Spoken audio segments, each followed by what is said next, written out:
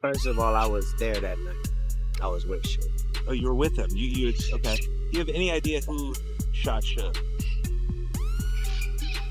I'm pretty sure Suge knows who shot Suge. Yeah. Well, I mean, so when he comes out of sedation, I'm sure anybody who gets shot will tell you who shot them, right? Yeah. But if the police say nobody shot him, I believe nobody shot him. And if nobody shot him, that's the same nobody that shot Tupac. And if nobody shot Tupac, it's the same nobody that shot MLK. And if nobody shot him, that's the same person that shot Malcolm X too. It's a lot of nobodies out there, and nobody minds if nobody comes up missing, right? That don't bother nobody, does it? Who killed Tupac Shakur, the 25-year-old rapper, considered one of the most influential artists of all time, was gunned down in Las Vegas in 1996. Well, on Friday, Dwayne Keefe D. Davis was indicted on one count of murder with a deadly weapon. Katt Williams didn't raise his voice when Tupac's name surfaced. He lowered it, like someone speaking about a truth too heavy to be exposed carelessly. It wasn't an accusation. It felt more like a warning that some stories survive precisely because they were never fully captured on camera. As Netflix moved forward with its Diddy documentary, certain moments were pushed into the spotlight while others reportedly disappeared in the final cut, leaving key perspectives buried beneath the surface. And that's what keeps the mystery alive. The question is no longer simply what happened to Tupac. It's why, after all these years, telling the complete story still seems to make powerful people uncomfortable. These big dick deviants is all catching hell in 2024. It's up for all of them. It don't matter if you Diddy or whoever you is. TG Jakes, any of them. All lies will be exposed. That's all. And anyone who takes that the wrong way, know why they take it the wrong way. For those who are celebrating this year, yeah.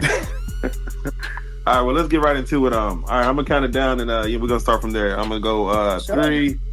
Are you ready? All right, in 3, 2.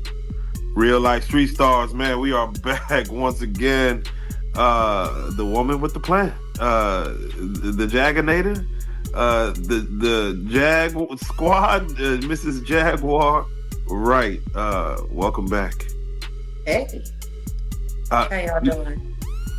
We're doing good, and Jack, I don't know if this is How are days going for you guys since you asked? Cold. Yeah, it's cold. We got to deal. We got that Philly weather. We got that Philly weather down here, so I don't know what's going on. Yeah, it feels like it. It feels like it. That's insane. I remember when I first moved to Dallas, the first Christmas we had, it was like 68 degrees, 70 degrees. And I was like, see, this is awesome. A Christmas you can barbecue on. So, yeah. We call that freezing down here. Yeah, I'll tell you. Horrible. Jack, I don't know if it's a time to celebrate or a time to mourn, because we have a documentary that's trending #1 on Netflix, where we have a black man executive producing the downfall of another black man. Is that what we're calling it? I mean, that's how some people are looking at this thing. Or it might be looked at as a vindication, but that's why we're here. We're going to have a conversation, man. This Sean Combs, The Reckoning, the 50 Cent Diddy doc. First and foremost, we've been talking about this thing, Jack, for going on 2 years now. And once again, thank you for even being, I guess you could say, a beacon during this whole conversation, as far as kind of spreading light on a lot of things that go down in the industry that, you know, the normal person may not even see or hear about, that happens in the day-to-day. Did you really think 50 Cent, when he first mentioned it, that there was an actual documentary being worked on? Well, see, this is the thing. I can believe that it was happening. At what purpose? See, and that's the thing. Like, my opinion about all of this stuff is so much different than your average person's, and my outlook is so much different than your average person's. Did I believe that it was possible? Absolutely. Why wouldn't he be able to do a documentary? Why wouldn't he be able to bring in Alexandria to come and put this together? Like, the woman who directed this, she doesn't even seem to have a background in hip hop at all. That makes sense. So it's like, yeah, it's kind of interesting. It's kind of interesting. The real controversy surrounding the Netflix documentary doesn't begin with what audiences saw. It begins with what they never got the chance to hear. Reports of a resurfaced Katt Williams clip discussing Tupac, silence, and the dangerous closeness to power allegedly being removed from the final cut have fueled even deeper suspicion. In a documentary marketed as definitive, every omission carries weight, because what remains shapes public memory, while what disappears quietly reshapes accountability. Once certain edges are trimmed away, the conversation stops being about storytelling and starts becoming about control. And that raises the question haunting the entire project. Who decides which truths are acceptable for the public to see, and which ones are too uncomfortable to survive the edit? The 1996 Soul Train Awards, man, y'all had 2 run-ins with Tupac and Suge Knight at that award show, right? One outside the award show and one inside the award show. I think the one outside the award show, Tupac and Suge, they pulled up in a red Hummer and Tupac got out and he started yelling at Biggie. And you said somebody named C. Gutter pulled out a gun on Tupac. And I think the one inside the award show, you said that y'all seen Tupac and Suge, and when you look to the side of you, Puffy disappeared. And I did an interview with Napoleon, and he told me that Tupac told him that when Puffy seen him, he ran. And I think Napoleon told me that Puffy ran inside a tour bus. That's what Tupac told him. So from your point of view, man, what happened? Well, you're talking about the 96 Soul Train and the 97 Soul Train. The 96 Soul Train Awards, right? One of the officers, and I'm just gonna call him Bun, he was at the 96 Soul Train Awards with me, and he was right next to Big. And this is based on his accounts, right? Now this guy is a decorated, he's a decorated officer, been an officer for over 30-some years, and I'm gonna believe somebody, I'm gonna believe what he tells me. You understand? And I've been knowing him since '86. So now, he tells me, because we're riding back in the limousine with Puff now, because Big and them left him out there. He told me, as far as Pac came over there talking about, nah, what, West Side and all this other shit like that. And a woman walked past Big. And when this woman walked past Big, she said, oh, now, Tupac is here. He said, Ma, I ain't scared. I ain't scared of him. You understand? And he said, Pac started saying, nah, what, you fat motherfucker, like that. And Big started saying, what, you know what I'm saying, went back and forth like that. Now, Suge Knight and them, they coming towards. And he said, for no reason, well, you know, you don't know what Suge gonna do, you don't know what, but C. Gutter pulls out the gun. When C. Gutter pulled out the gun, the Nation of Islam got in the middle of it, and they stopped all the bullshit. I don't know if Suge seen the gun or not. I don't know. But even C. Gutter, when he got out of jail, he went on another platform and he said, yeah, I pulled the gun out on Suge. He said it himself. You understand? There were stories that going around saying Keefy D did it. Keefy D wasn't even with us at the time. So now, me and Puff, here's the altercation over the radio. Katt Williams was never truly an outsider to the entertainment industry. He was someone who stood close enough to see how power operated, yet repeatedly chose not to fully step inside its most protected circles. Over the years, he has spoken about turning down opportunities, money, and alliances that could have secured influence at the cost of independence. That's what makes his silence so significant. It was never ignorance or absence. It was deliberate restraint. In an industry where acceptance often comes with unspoken expectations of loyalty and compliance, choosing distance becomes its own statement. And when someone who spent years refusing the system finally decides to speak, Every word carries a weight that feels impossible to ignore. King until you've made yourself, until you've done something. And I've accomplished my goals. My goals are set out to make me a man. Now I feel like I'm a man now. I set out goals to make me a king. Now I'm not a king of anybody else but me. You know, nobody else is under my rule but me and my kids. You know what I mean? But I made myself into a king. Now I need a queen to be happy so that I can be a teacher and a father. I can't be that until I find a queen. So I'm stuck in there. I was home. I went to the gas station to wait for y'all. Y'all kept going. So then I went behind you and kept going behind you. When I came behind you, you already went to your house. I came to my house, but you came. Huh? At your house.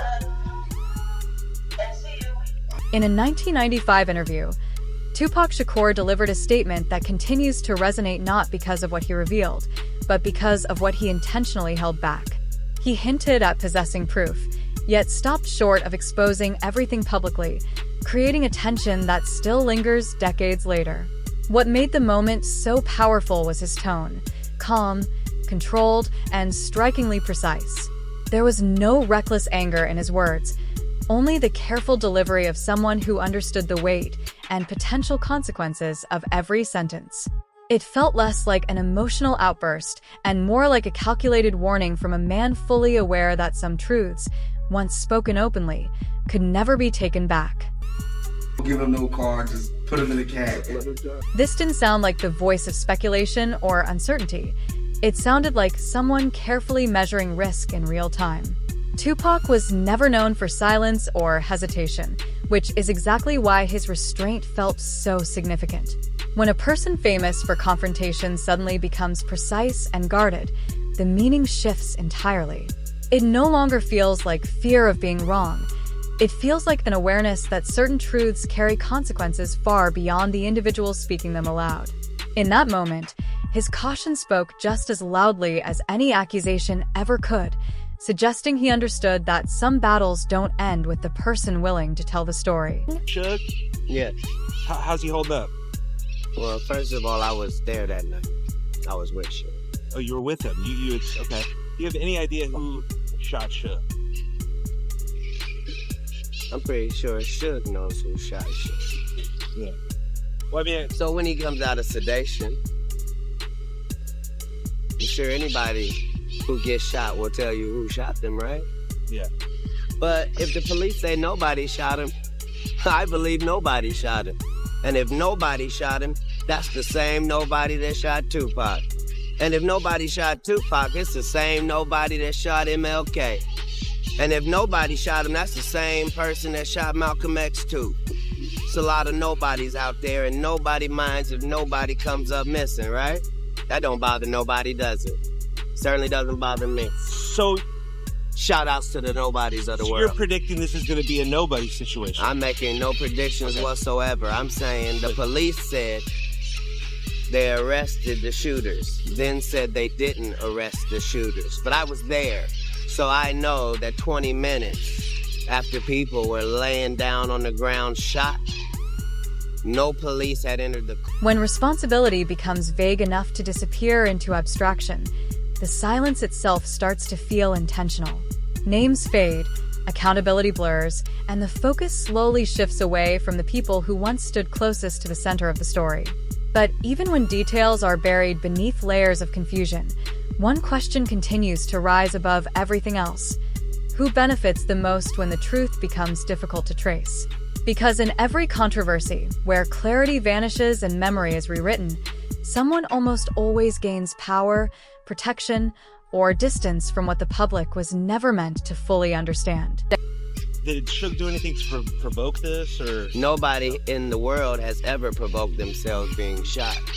That's true. There's only two ways to get shot. Either you believe you're somewhere where a person can't have a gun, therefore making you safe, you know, like an airport or a club that restricts entrance, and a situation where the person already has the gun out and you're standing in front of somebody. Now, if you're an idiot, you can believe this was about Suge Knight, but Suge Knight has been accessible every day of his life for 20 years. We know who it was aimed at, we know whose life he saved, and we know why they won't talk about it. But now the rumor mill would tell you Yeah, see, the same thing Suge was doing to Katt, he was trying to do to Chris. They're forgetting something. Suge has never managed me. What about the reports that this was gang-related? These were two gang members that thought they did it in spite of Tupac. If it was gang-related, then why didn't it happen thoroughly? You see, there's parts of this story that just don't seem to make sense. Right. You're saying it was gang-related, so that means somebody's gang was shooting at somebody's gang, and then somebody's gang didn't shoot. According to 50 Cent, more than 100 hours of footage were left out of the final Netflix series, with the missing material reportedly dismissed as a matter of time constraints and narrative structure. But documentaries are never just neutral retellings of events. They are carefully constructed products shaped by legal concerns, cultural influence, public image, and financial pressure.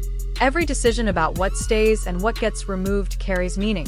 And when entire timelines, conversations, or perspectives disappear from the final version, audiences are often given something far simpler than the truth, a controlled sense of closure instead of the full complexity of the story.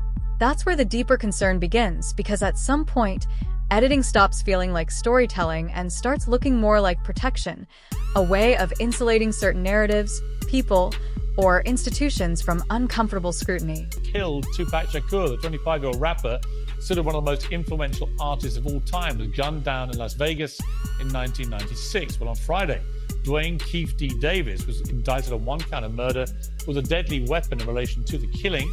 DJ Vlad, a major commentator in the hip-hop industry for years, admitted that police in Las Vegas asked him to help their investigation after he interviewed Keefe D for his own show. And DJ Vlad joins me now. Tupac pulled out a gun. It looked like he was reaching, yeah. Yeah, it did. Okay. Yeah. Did you actually see a gun? Oh, shit. Once he got the reaching, I got the ducking. So, someone from your car started shooting at Tupac and Suge. So Orlando shot him across Dre? He leaned over on the window, you go around the window, pop. They would drove on my side, I would pop them. You know what I'm saying? But they was on the other side. Right. Well, DJ Vlad joins me now. DJ Vlad, thank you very much indeed for joining the show. Absolutely, thanks for having me. I know you've studied this case for so long, and these interviews that you did with Keefe D, they've turned out to be extremely significant in this investigation, leading, in fact, to him being arrested and indicted. When you heard that news, how did you feel? Well, I mean, the goal wasn't really to get anyone arrested. It was really just to get the truth of the matter. The story about Orlando Anderson killing Tupac, I've known since around 2007. So it was essentially the worst kept secret in LA.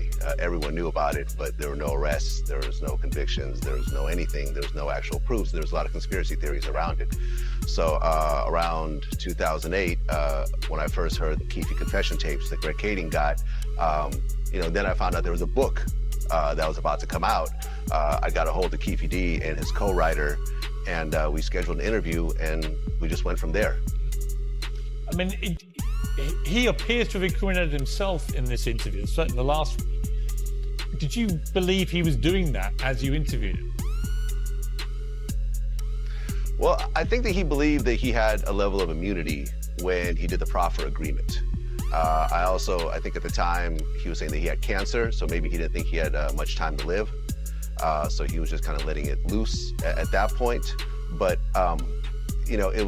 it was a little bit crazy that he actually sat down and we did everything. And when I asked him about it, sometimes he would try to dodge certain questions, but ultimately I used the book as a blueprint. So whenever a question wouldn't get answered, I said, well, the book said X, Y, and Z. And then at that point, he kind of went along with what was written in the book. Everybody was asking me what happened. So everybody kind of already knew knew that something happened? I didn't tell her so.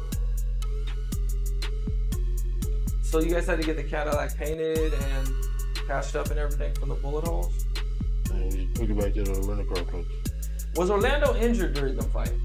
Is that? Was Orlando injured during the fight? Yeah. Did he have to go to the hospital? Yeah. His shoulder?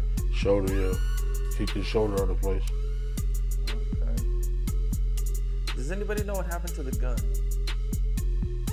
No, not for sure. Nobody knows exactly what happened to the gun. What happened? KPD, you say they went back? What happened when they went back to the white Cadillac? KPD didn't go back to the white Cadillac. He went home by other means. So the white Cadillac and the gun was managed or handled by the rest of the crew. KPD wouldn't have had any direct knowledge of what happened unless he heard one of those guys disclose to us what happened. Do you know what they thought happened to Tupac? Do you know if they thought Tupac was dead at the time? Well, you know anything about their conversations afterwards? No, KPD told us that he thought Suge had been shot in the head. And so his impression was likely, at least in that immediate aftermath, he would have thought that, somebody was shot in the head. That's more than me. So, the next day, of course, the reports start coming out of the news about Tupac being in the hospital in critical condition. So they would have known as soon as the reports came out that he wasn't dead. I don't know what they thought as far as the shooting. Obviously, Orlando laid down some fire. How many times he shot Tupac, he wouldn't have probably known. But he probably would have known that he hit him. How did so many people find out what happened so quick? The fucking the news, MTV news with that man Mike Lampkin. They were talking about you guys? Shit, they evidently should say KPD nephew. People don't know me. KPD nephew. Suge told him that. Yeah, then he called me a rat. Oh, bitch, you been ratting. Wrong, yeah. Been ratting. You hired the police. Oh man, you just did this shit all wrong, buddy. Your Connect left town. Your Connect got mad at you. No, that Monday, he called me and told me to meet him at Lyrics and interviews from the late 1990s have resurfaced under a new wave of scrutiny, forcing audiences to re-examine the thin line between performance and confession. Some listeners hear nothing more than artistic bravado, while others believe the words carry echoes of something far more personal and real. Hip-hop has always existed in that tension, blending metaphor with menace, storytelling with lived experience, and entertainment with coded truth. But when artistic expression begins to mirror real-world allegations closely enough, interpretation becomes impossible to ignore. That's when the deeper question emerges. Is cultural expression sometimes used as a shield to mask intent? Or does art become the only language people turn to when speaking directly feels too dangerous? Said you wrote 2 verses for Diddy. One was the Let's Get It. I run this city, send the cops, DA defense to come get me. I ain't tell him to say that. And then this one. Bo knows, but Diddy did it. Shootouts, coastal beef, shit, Diddy did it. Jay, help me with that. Jay, help me with that. Jay, help me with that. Jay did that part right there when he said, cut it out, man. Shootouts, coastal beef. I wasn't around, but I was like East Coast, West Coast. That was, and then KPD comes out and says, God damn. But they said you wrote it and it's him confessing the crime. Did you see this? No, Did you see man, the meme? Look at the meme. Look. Cats want to leave me for dead. You're coming with me. You're coming with me. I'm not involved in this. You wrote those verses for real though? Yeah, we collaborated, me and Jay on that. Gene Deal's accounts add a more intimate lens, focused on behavior. Deal's accounts shift the focus away from isolated incidents and towards something more unsettling. Patterns of behavior, repetition, and fixation that build a different kind of narrative altogether. He describes imitation, overlapping relationships, and blurred rivalries, not as standalone proof, but as texture that hints at how influence and proximity can evolve over time. In environments driven by ego, legacy, and status, admiration doesn't always remain admiration. It can gradually harden into obsession, reshaping how individuals perceive one another. And when rivalry stops being professional and starts becoming personal, the question of motive becomes far more complex. At that point, another layer emerges that the legal system struggles to quantify. Can psychological patterns, however consistent they appear, ever carry the same weight as formal evidence in determining truth?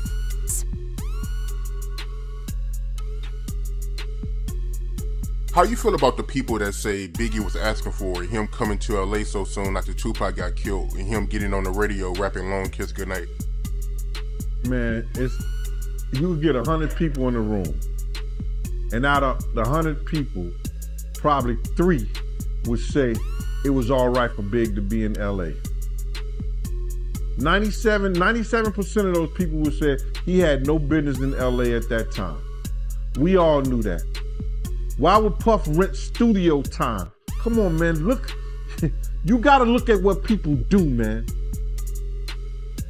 You know Pac just got killed. It ain't no kind of business Big was doing. Big couldn't even walk, he couldn't run. They was pushing him around in a wheelchair, brother. Why the hell would you rent studio time in LA for him to finish your album when in fact you got your own studio, Daddy's house? Let's keep it a buck. Let's stop this bullshit, man.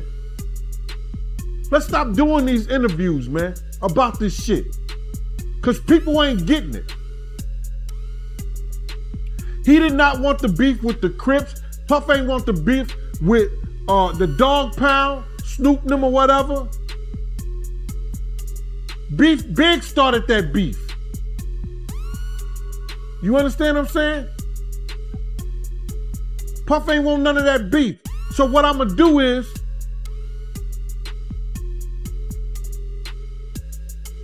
y'all want the sheep?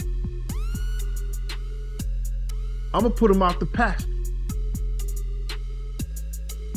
After decades of investigations, testimony, and persistent speculation, the legal outcome remains formally unchanged. No charges filed and no conviction secured. Prosecutors continue to point to insufficient physical evidence, while defense arguments emphasize conflicting accounts and the absence of a coherent, verifiable chain of proof. In that gap between competing narratives, the law holds to one requirement above all else: certainty, even as history rarely offers anything so clean or complete. And so a deeper tension emerges. If justice can only be activated by evidence that never fully materializes, does accountability truly end? Or does it remain suspended in public memory, waiting for a moment when acknowledging the truth becomes less costly than avoiding it?